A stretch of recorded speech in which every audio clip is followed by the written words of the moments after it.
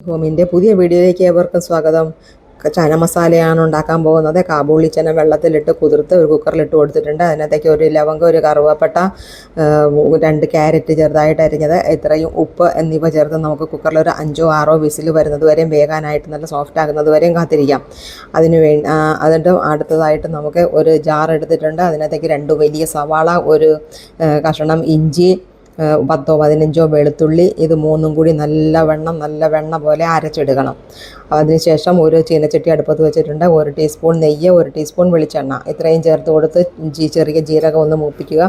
അതിനകത്തേക്ക് നമ്മൾ അരച്ചു വെച്ചിരിക്കുന്ന ഉള്ളിയുടെ കൂട്ട് ഇട്ട് കൊടുക്കുക. അത് മൂത്ത് കഴിയുമ്പോഴത്തേക്ക് മുളക് പൊടി, മല്ലിപ്പൊടി, മഞ്ഞൾപ്പൊടി ഇത്രയും ചേർക്കുക. ഇത് ചേർത്ത് നല്ലവണ്ണം ഒന്ന് ഇളക്കി അത് മൂക്കുന്നത് വരെ ഒന്ന് അനുവദിക്കുക. എൻ്റെ ചാനൽ എല്ലാവരും കാണണം, സബ്സ്ക്രൈബ് ചെയ്യണം, ലൈക്ക് ചെയ്യണം, ഷെയർ ചെയ്യണം, കമൻറ്റ് ചെയ്യണം കേട്ടോ.